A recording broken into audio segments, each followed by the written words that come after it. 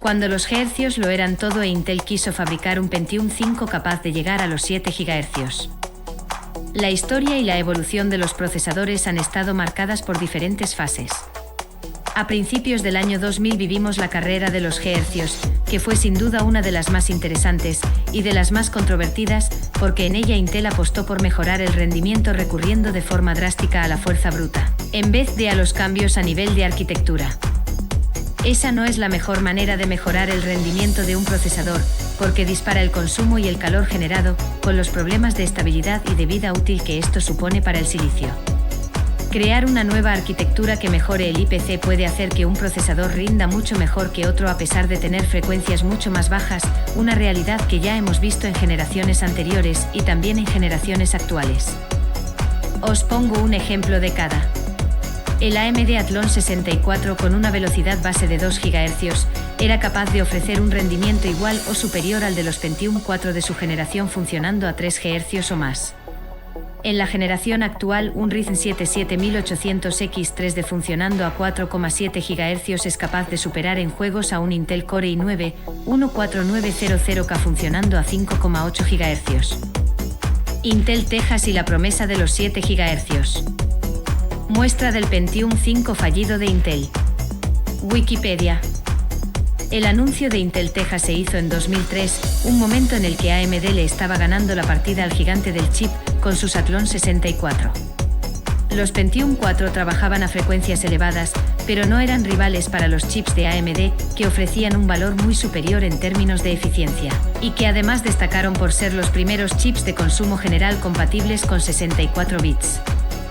La presentación generó una gran expectación, y era lógico porque en 2003 los procesadores estaban llegando a un pico de velocidad máxima de 3 GHz, y lo que Intel prometía era superar en más del doble esa frecuencia de trabajo.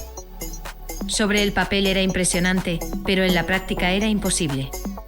Si un Pentium 4 apenas podía llegar a los 3 GHz con una temperatura y un consumo elevados, ¿cómo iba a conseguir Intel lanzar un procesador capaz de llegar a los 7 GHz manteniendo un consumo y una temperatura aceptables?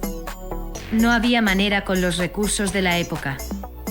Una muestra temprana de una CPU Texas, fabricada en el nodo de 90, podía llegar a los 2,8 GHz, pero con un TDP de 150 vatios.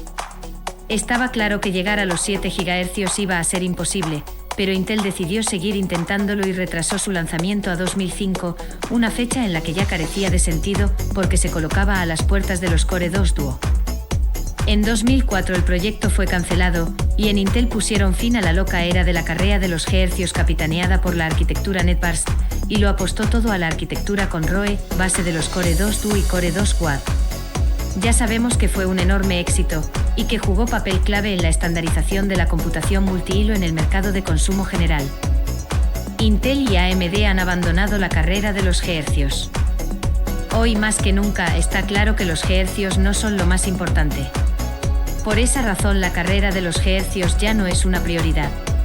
AMD ha optado por aumentar el número de núcleos, mejorar el IPC, mejorar la latencia y aumentar el tamaño de las cachés L2 y L3, y por recurrir a nuevas técnicas como el apilado de caché L3 en 3D para mejorar el rendimiento de sus procesadores, una estrategia que le ha salido redonda. Intel también ha hecho cambios importantes en este sentido, como recurrir a un diseño híbrido y desagregado combinando diferentes arquitecturas que también han traído mejoras a nivel de IPC. El tamaño de sus cachés L2 y L3 también ha crecido, pero todavía no ha recurrido a técnicas de apilado en 3D para llegar al nivel de AMD. Abandonar la carrera de los hercios hizo posible una enorme evolución en el mundo de los procesadores de consumo general. Si dicha carrera hubiese continuado, habría acabado lastrando los avances que realmente marcaron un punto de inflexión en el mundo de los procesadores. En este sentido, el primer gran salto lo vimos en la llegada de las primeras CPUs de 64 bits, luego llegaron los procesadores de 2 y 4 núcleos, y a partir de ahí los diseños han ido escalando con nuevas arquitecturas y nodos de fabricación hasta llevarnos a una era en la que tenemos procesadores como los Threadripper, con hasta 96 núcleos y 192 hilos, los Intel Panzer Lake, que combinan 3 tipos de núcleos diferentes, y los Ryzen X 3D, que integran caché L3 apilada en 3D. Saludos.